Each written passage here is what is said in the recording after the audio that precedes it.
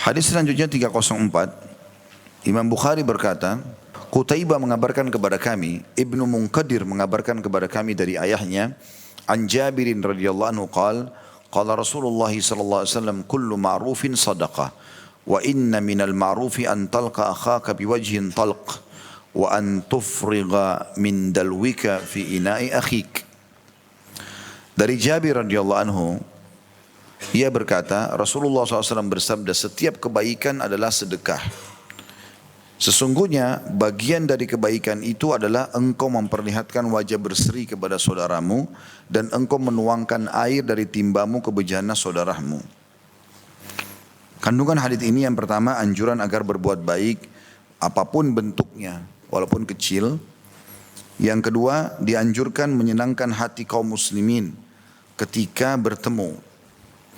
Dan yang ketiga, dorongan agar seseorang membantu kaum muslimin meski hanya sekedar menuangkan air dari ember ke dalam bejana saudaranya. Saya akan bacakan dulu, ada hadis yang lain. Sekarang lafadznya saya tidak terlalu hafal, saya akan coba cek sebentar. Ya, saya tidak temukan sekarang, belum temukan lafadznya yang lengkap ya. Tapi ada sebuah hadis yang sangat masyhur tentang masalah hadis atau berhubungan dengan hadis yang akan kita bahas. Akan saya sebutkan sebentar insyaallah. Kita coba bedah dulu hadis ini. Jabir bin Abdullah radhiyallahu anhu salah satu sahabat Nabi juga yang terkenal, sangat muda dan dia banyak sekali meriwayatkan hadis. Tapi yang lebih masyhur dari Jabir adalah ayahnya, cuma jarang orang mengetahuinya, yaitu Abdullah. Jabir bin Abdullah. Abdullah ini orang yang pertama mati syahid di perang Uhud. Yang Nabi SAW bersabda kepada Jabir pada saat lagi jalan setelah kejadian Uhud dan ayahnya dia meninggal, dia mengatakan, hai Jabir, kata Nabi SAW, hai Jabir, apa kau tahu bagaimana keadaan ayahmu sekarang? Kata Jabir, tidak ya Rasulullah. Kata Nabi SAW, semua orang yang mati syahid diajak bicara sama Allah dari belakang hijab, tapi kecuali ayahmu. Ayahmu Allah ajak bicara secara langsung. Dan Allah berfirman kepada ayahmu, mintalah wahai hambaku. Lalu ayahmu mengatakan, aku tidak, apalagi aku akan minta wahai Tuhanku setelah semua ini. Aku bisa melihat surga, diampuni semua dosa karena mati syahid. Lalu Allah mengatakan, mintalah, terus saja Allah SWT menyampaikan itu kepada ayahmu hai Jabir, sampai dia mengatakan, kalau memang aku harus meminta ya Allah, maka aku minta kepadamu kembalikan ruhku ke jasadku agar aku bisa mati lagi berperang di jalanmu. Maka ini merupakan keutamaan tersendiri dan Jabir adalah anaknya. Jabir itu punya bahasan sendiri panjang lebar, sudah saya paparkan di serial sahabat, tapi saya lupa serial sahabat yang keberapa, tapi saya jelaskan. Dan termasuk Jabir bin Abdullah yang keluar hadis tentang masalah menikah dengan janda. Karena pada saat Nabi SAW bertanya, Jabir masih bujang. Waktu ayahnya meninggal, rupanya banyak adik-adiknya masih kecil. Kemudian Nabi SAW bertemu sama Jabir lalu bertanya, apa kau sudah menikah? Dia mengatakan, iya ya Rasulullah, sudah. Gitu. Kata Nabi SAW, gadis atau janda? Dia mengatakan janda ya Rasulullah. Kata Nabi SAW, kenapa bukan gadis? Sehingga kau bisa bermain-main dengannya. Maksudnya tidak punya kenangan masa lalu gitu. Kau pun bisa bermain-main dengannya. Maka kata Nabi, kata Jabir ya Rasulullah. Jadi ini hadis sering kali diambil cuma potongan yang pertama. Nggak dilanjutin. Pada lanjutannya ada. Maka kata Jabir ya Rasulullah, ayahku meninggal. Dan meninggalkan adik-adikku yang sangat kecil-kecil. Masih kecil, berapa orang adiknya kecil semua. Kalau aku tidak ingin mendatangkan orang yang sebaya sama mereka. Nanti akhirnya buat masalah. Kalau gadis yang masuk, ketemu sama adik-adik yang masih gadis juga, nanti takutnya malah tidak masuk. Aku ingin seseorang yang menjadi ibu mereka. Maka aku memilih janda. Tidak ada pertimbangan Jabir sendiri. Maka Nabi SAW mengatakan kalau itu alasannya benar. Begitu closing hadisnya gitu kan. Tapi banyak orang cuma mengambil potongan yang pertama. Tentang masalah didahulukannya menikah sama gadis. Padahal sebenarnya dilihat kondisi dan keadaannya. Jabir bin Abdullah menyampaikan tentang Allah atau dari Nabi SAW. Manfaat pertama hadis adalah kullu ma'rufin sadaqah. Semua kebaikan itu apapun sifatnya adalah sedekah. Maksudnya dinilai pahala di sisi Allah. Makanya ada hadis lain yang menguatkan ini berbunyi kata Nabi SAW, la tahkiranna minal ma'rufi syai'a. Jangan pernah pelit-pelit melakukan perbuatan walaupun kecil. Walaupun kecil. Makanya Nabi kasih gambaran di sini. Seperti apa sih perbuatan yang biasa mendatangkan pahala besar walaupun dia kecil di mata manusia. Beliau mengatakan wa inna minal ma'ruf, dan contoh kebaikan itu walaupun dia sederhana dan akan nilai pahalanya besar, antalqa akhaka biwajhin talq, engkau bertemu dengan saudaramu dalam kondisi tersenyum, ya, atau berseri-seri. Maka ini pelajarannya adalah semua kebaikan adalah sedekah. Jadi apapun itu sifatnya, Bapak Ibu lakukan kepada orang lain, sifatnya bantuan dan segala macam, semua sedekah. Nah, hadis tadi yang sempat saya cari, minta waktu tapi belum saya temukan lafaz lengkapnya, itu kurang lebih lafaznya begini. Kata Nabi SAW, manusia yang paling baik adalah manusia yang paling bermanfaat bagi orang lain. Dan ketahuilah, amal yang paling Allah cintai, paling besar pahalanya, adalah engkau memasukkan rasa gembira ke dalam hati saudaramu muslim. Menggembirakan dia, menghibur pada saat dia sedih, ya. Itu adalah amal yang paling Allah cintai. Atau engkau hilangkan rasa laparnya, atau engkau menghiburnya pada saat dia sedih, atau engkau melunasi utang-utangnya. Jadi semua itu masuk dalam pahala yang sangat besar. Jangan pernah anggap remeh teman-teman sekalian.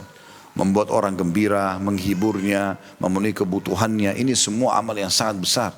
Sebagaimana sebaliknya, menghina seorang muslim, menjatuhkannya, ya, menggunjingnya adalah dosa yang sangat besar. Sebagaimana pernah kita jelaskan, riba itu 72 atau 73 tingkatan riba, dosa riba. Yang paling ringan seperti orang berzina dengan ibunya sendiri. Yang paling berat, tingkat ke 72 atau 73-nya itu adalah seperti setara dengan seseorang mencoreng kehormatan saudaranya muslim. Artinya menggunjing, menceritakan aib, gosipin seorang muslim atau menyakiti hatinya dan seterusnya, itu seperti dosanya 73 kali berzina sama ibu sendiri. Jadi bukan hal yang ringan itu. Sebaliknya, membantu mereka memenuhi kebutuhannya justru itu adalah pahala yang sangat besar di sisi Allah Subhanahu wa ta'ala. Dan ini karunia yang luar biasa buat kita, karena muslim banyak sekali, gitu kan. Kita bisa berbuat sama siapapun selama dia syahadat. Walaupun juga orang lain boleh kita berbuat baik, tapi kalau muslim kita prioritaskan, gitu kan. Karena Nabi SAW sebutkan di awal hadis tadi, khairun nas anfa'um linnas. Manusia yang paling baik adalah yang paling bermanfaat bagi manusia yang lain. Lalu dikatakan wa habbul amal ilallah as-surur tudkhilu ala akhika muslim. Kegembiraan yang kau masukkan dalam hati saudaramu muslim. Di sini juga ada perintah, teman-teman sekalian. Pelajaran yang pertama tentu kullu ma'rufin sadaqah. Semua kebaikan adalah kebaikan. Semua perbuatan baik akan dinilai pahala. Kemudian pelajaran kedua adalah dalam keadaan wajah senyum. Ya. Wajhin talq artinya wajah berseri-seri. Ya, menyambut saudara kita muslim dengan kebaikan-kebaikan. Bukan dengan cemberut. Gitu kan. Beda antara orang yang tegas karena sesuatu dengan orang yang emosional dan marah. Itu lain. Gitu kan. Ada saja di mana orang butuh menyampaikan dengan ketegasan seperti seorang pemimpin, dia harus sampaikan kepada pasukan perangnya misalnya dengan tegas. Nggak mungkin dia sambil bercanda, gitu kan. Contoh saja, tapi itu bukan berarti tidak baik. Tapi umumnya seseorang bertemu dengan saudaranya muslim dengan wajah yang berseri-seri, dalam arti kata dia tidak menunjukkan kesedihannya, atau dia berusaha menyambutnya pada saat dia menjadi tamu dengan wajah yang gembira, menunjukkan kegembiraan atas kedatangannya dia, ini ibadah tersendiri. Ini ibadah tersendiri, ya. Makanya Nabi SAW, saya pernah ingatkan itu, beliau kalau ya mau keluar pagi hari dari rumahnya, begitu buka pintu sahabat sudah nunggu semuanya, maka beliau langsung ucapkan kalimat pertama, jangan ada yang menceritakan aib sahabatku, karena aku ingin bertemu mereka dalam kondisi lapang dada. Jadi kita makin tidak dengar berita buruk orang makin bagus, seperti itulah. Kemudian pelajaran yang lain juga adalah termasuk amal kebaikan mungkin yang banyak dianggap remeh oleh orang adalah wa an tufriga min dalwika fi inai akhik. Engkau menuangkan air yang ada di wadahmu ke wadah saudaramu. Jadi misalnya teman-teman lagi nimbah air di sumur, isi ke wadah kita untuk kita bawa. Tapi ternyata ada orang lain datang butuh, maka yang dari punya kita tuangkan ke dia. Gitu kan? Itu yang dimaksud dengan hadits ini. Artinya kita mendahulukan dia dari sisi kepentingan daripada kita. Berapa banyak orang tidak faham masalah ini. Kadang-kadang sudah antri, ada orang tua di belakang. Orang sudah tua pun tidak mau didahulukan. Gitu kan? Padahal sebenarnya Nabi SAW mengatakan, kabir, muliakan orang lebih tua, muliakan orang lebih tua. Dahulukan mereka. Kalau lebih tua sehari saja, kita anggap dia lebih kita harus muliakan daripada diri kita sendiri. Begitu dalam Islam. Dan indahnya komunitas masyarakat muslim kalau terapkan ini. Karena kita akan saling mengejar pahala satu sama yang lain. Ya kan? Selalu saja kebaikan ini, kebaikan mendahulukan, saling berlumba-lumba. Kalau masuk restoran saling berlumba-lumba siapa yang lebih dulu membayar. Kalau lagi jalan berlumba-lumba untuk membawakan barang satu sama yang lain gitu kan. Saya pernah bertemu dengan beberapa ikhwah yang Masya Allah, semoga Allah buat mereka istiqamah dalam masalah ini. Itu pada saat bertemu, saya sempat bawa beberapa barang, mereka berlumba-lumba untuk membantu. Saya pun mengatakan tidak, saya masih bisa. Lalu kemudian kami berbagi sebagiannya. Saya memperhatikan kalau ini terjadi pada setiap komunitas muslim, kita saling bantu-membantu itu luar biasa gitu. Mereka cari pahala satu sama yang lain. Karena Nabi mengatakan dalam hadis yang lain sallallahu alaihi wasallam, ketahuilah semua perbuatan kalian sedekah. Bahkan tasbih kalian, takbir kalian, tahlil kalian. Ya subhanallah, alhamdulillah, Allah akbar, zikir, tasbih. Semua itu adalah, semua zikir itu adalah sedekah. Kau menyuruh kepada kebaikan sedekah, melarang kemungkaran sedekah. Dan kau membantu saudaramu naik ke tunggangannya. Misalnya dia mau naik ke kuda, mau naik ke mobil, dibukain pintunya dan seterusnya. Itu sedekah. Dan kau mengangkatkan barangnya dia ke tunggangannya juga sedekah. Jadi semuanya adalah pahala di sisi Allah subhanahu wa ta'ala. Jadi ada orang subhanallah tidak mau ambil pahala itu. Ya. Itu juga saya pernah gambarkan sebagai suami istri. Saling bantu-membantu. Ta'awun dalam kebaikan-kebaikan. Ya. Jangan sampai merasa sebagai seorang istri, karena suaminya angkat kresek semua, sudahlah biarin kesempatan. Ya. Biarin aja dia bawa gitu kan. Kapan lagi saya bisa perintah dia. Ya. Enggak, ayo sini saya bantu. Suami juga begitu, jangan istrinya bawa barang banyak belanjaan dibiarkan berat. Enggak, bantu, angkat, saling bantu-membantu. Kan indah sekali karena ada ta'awunnya, ada kerjasama yang baik. Dan ini semua adalah pahala yang sangat besar sebagaimana dijelaskan di dalam hadis kita ini. Hadis selanjutnya atau bab selanjutnya juga mirip dengan itu ya. Masalah menolong orang. Tapi di sini menolong orang yang teraniaya. Di pasal atau di bab 143, dan insya Allah kita tutup mungkin dengan ini, nanti kita buka pertanyaan. Nomor hadisnya 305, urutan dari awal kita belajar. Berarti Bapak Ibu sudah belajar 305 hadis insya Allah dengan hadis hari ini.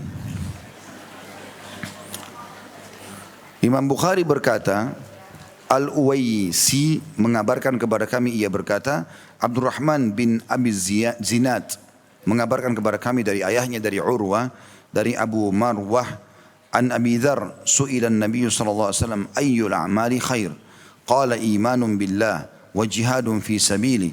Qala fa ayyur riqabi afdal? Qala aglaha thamana wa anfasuha inda ahliha. Qala afara'aita in lam astati ba'da al-amal? Qala tu'inu dha'i'an aw tasna'u li akhraq. Qala ara'aita in dha'uftu? Qala tada'u an-nasa min asy-syarr fa innaha sadaqatun tasaddaquha ala nafsik. Dari Abu Dzar radhiyallahu anhu, Nabi sallallahu alaihi wasallam ditanya, amal apa yang paling baik? Maka beliau sallallahu alaihi wasallam menjawab, beriman kepada Allah dan berjihad di jalannya. Lalu Abu Dzar bertanya lagi, memerdekakan budak apa yang paling baik? Yang paling besar pahalanya? Budak mana yang paling besar pahalanya kalau dibebaskan? Maka beliau bersabda SAW, yang paling mahal harganya dan paling bernilai bagi pemiliknya. Lalu Abu Dzar bertanya lagi, bagaimana pendapatmu jika aku tidak mampu melaksanakan sebagian dari perbuatan tersebut? Maka beliau SAW menjawab, engkau bantu orang yang menjadi gelandangan atau orang pengangguran, bantu supaya cari kerja atau bekerja, atau melakukan itu kepada orang yang tidak mempunyai pekerjaan. Maka ia berkata lagi, bagaimana jika aku tidak mampu, tidak punya perusahaan, tidak punya sesuatu yang bisa aku pekerjakan orang? Maka beliau SAW menjawab, tidak berbuat buruk kepada manusia, sesungguhnya itu adalah sedekah yang dengannya engkau bersedekah kepada dirimu sendiri. Hadits ini teman-teman sekalian memiliki banyak sekali pelajaran yang bisa kita ambil, karena di sini tidak disebutkan kandungan hadisnya. Kita akan bahas Abi Dzar. Abi Dzar adalah seorang sahabat yang mulia. Dia termasuk orang yang pertama masuk Islam dari suku Ghifar. Dan suku Ghifar ini terkenal perampok dulu. Ya.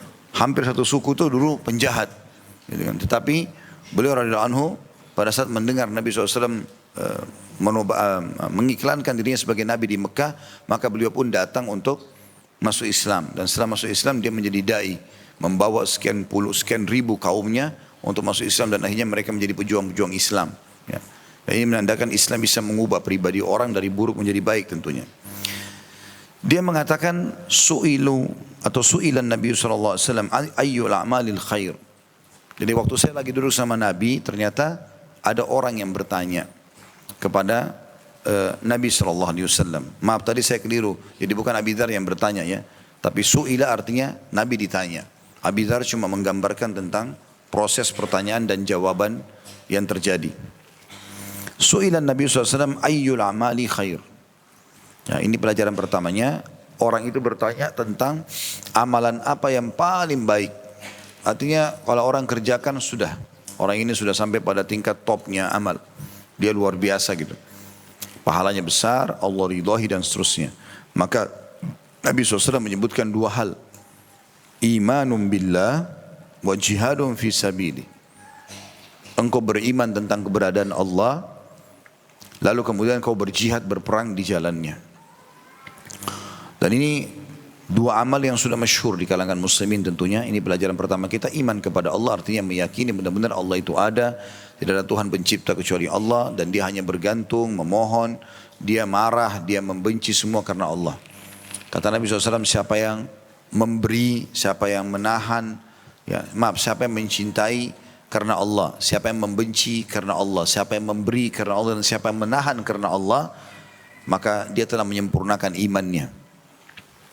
Begitu juga dengan jihad, amal yang sangat mulia tentunya dan dengan syarat-syarat yang sudah kita ketahui sama-sama harus terpenuhi syarat-syarat itu ya. Pada saat memang terjadi komandan jihad dari para pemimpin muslimin atau pada saat muslimin yang sedang diserang atau mau dijajah, maka pada saat itu kita wajib membela Islam ya. Dan ini adalah syarat-syarat tertentu berhubungan dengan masalah dan keutamanya sangat besar. Karena pernah ada sahabat berkata, ya Rasulullah, amal apa kira-kira yang menyamai pahalanya jihad? Kata Nabi SAW, bisa enggak seseorang di antara kalian masuk masjid, enggak keluar-keluar. Dia full di masjid, sholat terus, dan dalam kondisi juga dia berpuasa di siang harinya. Kata para sahabat, tentu tidak ada yang bisa ya Rasulullah. Dia 24 jam di masjid, terus saja dia beribadah sampai dia meninggal. Kata Nabi SAW, begitulah perumpamaan orang yang keluar berjihad, sampai dia pulang ke keluarganya. Ini tentu sudah banyak sekali saya bahas dalam serial sahabat tentang keutamaan jihad itu sendiri dan syarat-syaratnya. Kemudian pertanyaan kedua yang dilemparkan oleh penanya Abi Dzar menggambarkan radhiyallahu anhu, dan ini pelajaran kedua dari hadis. Wa ayyur riqabi afdal? Qala aglaha thamanan wa anfasuha inda ahliha. Kira-kira budak mana yang paling besar pahalanya kalau saya bebaskan? Jadi seakan-akan mengatakan kalau saya mau keluarkan sebuah benda, saya mau sedekahkan mobil kah, rumah kah, handphone kah, apa saja yang saya mau sedekahkan, kira-kira nilainya yang paling besar apa? Pahalanya paling besar. Maka Nabi SAW menjawab, aglaha thamana, yang paling mahal harganya. Wa anfasuha inda ahliha, dan yang paling dicintai oleh pemiliknya. Jadi kalau kita mau memberi teman-teman sekalian, berilah yang terbaik. Contoh misalnya makanan, jangan hanya sisa makanan. Daripada rusak, kasih saja orang. Gitu kan. Jadi daripada ini, pahalanya juga nanti daripada ini. Ya. Dalam arti kata akan dapat pahala, tapi itu berbeda dengan orang yang kalau betul-betul dia makanan masih bagus, belum disentuh, dan memang dia niat sedekahkan dan maksimal mengejar pahala di situ, maka itu akan mendapatkan juga maksimal pahala. Jadi harus yang paling mahal. Ya. Begitu juga pada saat Idul Adha, membeli sapi, membeli kambing, beli yang terbaik selama kita mampu. Ya. Sebagian ulama salaf bahkan kalau mereka mau transaksi seperti ini, mereka tidak negosiasi. Karena memang mereka menganggap ini untuk Allah subhanahu wa ta'ala gitu ya. Jadi selalu yang paling bagus, yang paling tinggi nilainya, ya, maka itu juga paling besar pahalanya, tergantung dengan hal yang kita berikan kepada Allah SWT. Jadi kita tidak usah lihat penerima, tapi kita lihat siapa yang akan menerimanya. Maksudnya Allah Subhanahu Wa Taala akan menerima hasil dan niat baik kita itu. Tentu pembebasan budak zaman sekarang tidak ada ya. Setahu kita tidak ada, tapi pernah saya jelaskan itu. Waktu kita jelaskan di awal-awal bab kita, ada masalah perbudakan segala macam, sudah pernah kita jelaskan itu panjang lebar ya. Di beberapa wilayah ada, terutama masuk juga dalam orang-orang yang tawanan perang ya. Kalau ada muslimin yang ditawan perang, maka boleh kita tebus ya dengan zakat atau ini juga masuk dalam istilah pembebasan budak-budak ya. Kemudian penanya ini berkata, ini pelajaran yang ketiga, afara'aita illam astati' ba'dal amal. Ya Rasulullah, kira-kira bagaimana kalau saya tidak mampu semuanya itu? Misal saya beriman kepada Allah iya, tapi jihad saya belum bisa. Saya juga belum bisa bebasin budak. Karena kalau iman kepada Allah bukan pilihan gitu kan. Kalau saya tidak bisa mengerjakan semuanya, saya cuma iman kepada Allah, tapi saya tidak bisa jihad, saya juga belum bisa bebasin budak.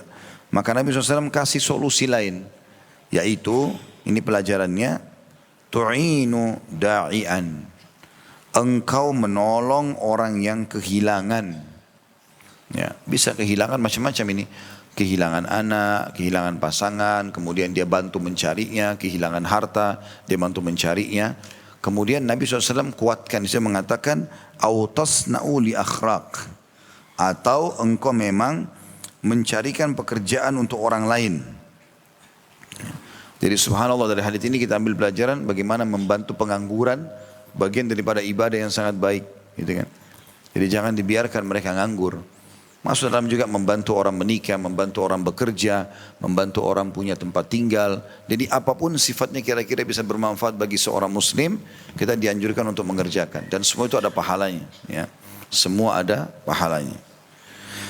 Pelajaran yang terakhir dari hadis adalah orang ini masih bertanya, bagaimana kalau aku juga belum mampu mengerjakan itu? Maka Nabi SAW titip pesankan, ini pelajaran keempat dari hadis, tada'un nasa minasyarr, engkau menghindarkan manusia dari keburukanmu. Ya, supaya kau jangan ganggu orang, berhenti mengganggu orang. Fa innaha sadaqatun tasaddaquha ala nafsik, karena itu sedekah yang kau sedekahkan buat dirimu sendiri. Jadi subhanallah, sampai pada tingkat kita misalnya mau ganggu orang nih, mau gosipin orang, mau lakukan keburukan buat dia, kepada dia, atau misalnya kita mencuri lah, apalah segala macam, terus kita berhentikan itu juga sudah masuk dalam sedekah, pahala tersendiri. Jadi membatalkan niat buruk adalah sedekah atau pahala yang besar di sisi Allah Subhanahu wa taala. Jadi kita berbuat kebaikan-kebaikan pada orang, pahala. Tidak mampu pun jauhkan keburukan kita dari orang lain. Ya. Jadi sampai kalau kita tahu lisan kita tajam, maka kita menjaga lisan kita supaya tidak mengganggu orang. Kalau sudah mulai ingin bicara gosipin orang, kita berhenti, kita pergi. Tinggalkan tempat komunitas itu, kita pergi ke satu tempat, mohon istighfar, mohon ampun kepada Allah, mohon supaya dijaga. Itu sudah satu pahala tersendiri. Hadis yang terakhir dalam bab kita, hadis yang selanjutnya 306. Dan kita tutup dengan ini sebagaimana saya bilang tadi. Imam Bukhari berkata, Hafs bin Umar mengabarkan kepada kami, ia berkata, Syu'bah mengabarkan kepada kami, ia berkata, akhbarani Sa'id bin Abi Burda, sami'tu Abi yuhaddith an jaddi anin Nabi sallallahu alaihi wasallam, qala ala kulli muslimin sadaqah, qala afara'aita in lam yajid, qala falya'mal falyanfa' nafsah وليتصدق قال أرأيت إن لم يستطع أو لم يفعل قال ليعين ذا الحاجة الملحوف قال أرأيت إن لم يستطع أو لم يفعل قال فليأمر بالمعروف قال أرأيت إن لم يستطع أو لم يفعل قال يمسك عن الشر فإنها له صدقة. Sa'id ibn Abi Burda mengabarkan kepadaku, aku mendengarkan atau mendengar ayahku mengabarkan dari kakekku dari Nabi SAW. Jadi sini nama sahabatnya tidak disebutkan ya. Beliau SAW bersabda, atas setiap muslim kewajiban bersedekah.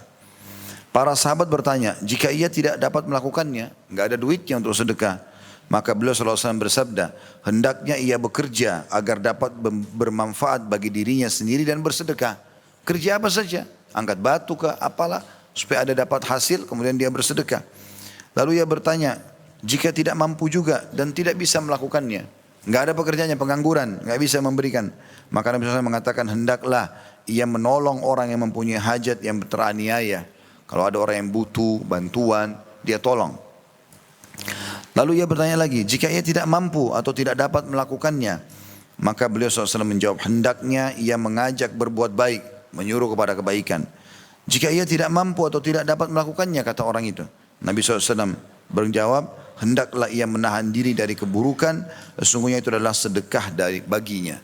Sedekah baginya. Hadits ini mirip dengan hadis sebelumnya, cuma ada tambahan-tambahan beberapa poin saja.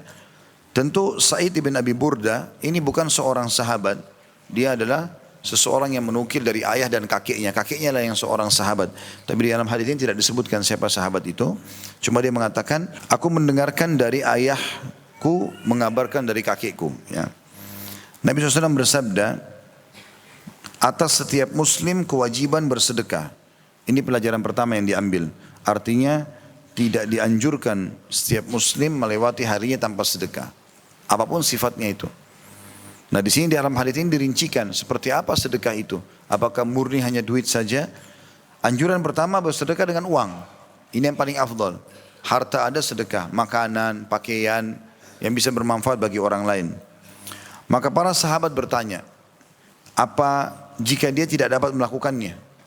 Kan dia sedekah dengan uang paling baik. Kalau tidak ada uangnya, nggak ada pakaian, nggak ada makanan yang dia bisa berikan.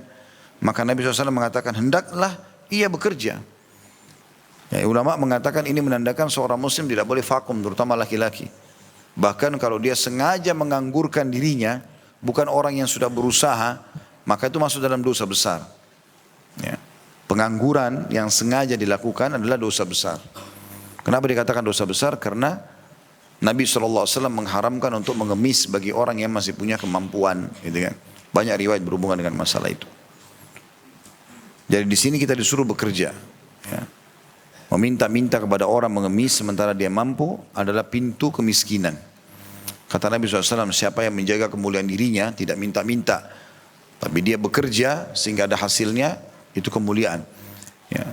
Dan Allah akan bukakan baginya pintu kekayaan. Sementara orang yang sengaja mengemis, sementara dia mampu, nggak ada yang mendorong untuk itu. Bukan karena dia lumpuh, dia sudah sangat tua. Maka Allah akan bukakan baginya pintu kemiskinan. Seumur hidupnya akan miskin terus. Karena selalu mengemis saja kerjanya.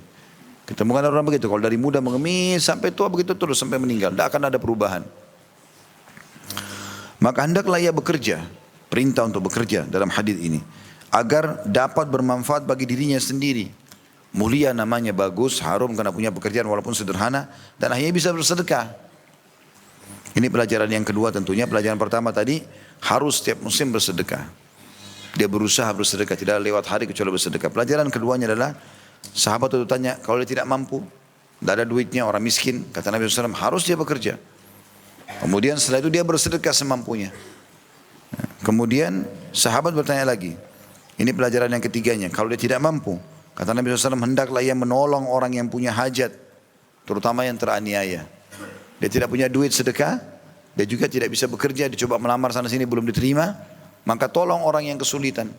Ada masalah tolong. Itu enggak butuh modal uang. Tapi itu sudah masuk dalam sedekah. Kemudian ternyata pelajaran selanjutnya yang keempat adalah sahabat bertanya lagi, kalau dia tidak mampu, enggak ada powernya untuk bantu orang yang teraniaya, apa yang harus dilakukan? Maka Nabi SAW mengatakan, hendaklah dia mengajak kepada berbuat baik. Minimal, dia ke masjid aja, ayo sholat yuk pak, ayo sholat bu, misalnya, minimal. Ternyata sahabat masih bertanya lagi.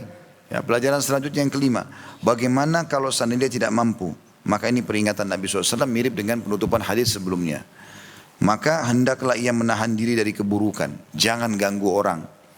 Karena sungguhnya itu adalah sedekah baginya. Dengan dia tidak ganggu orang lain, tidak berbuat kejahatan, maka itu sudah dalam bentuk sedekah dirinya, untuk dirinya sendiri. Allahu a'lam. Dan ini semua adalah rangkaian-rangkaian amal kebaikan yang dianjurkan agar setiap muslim menjaganya tentunya.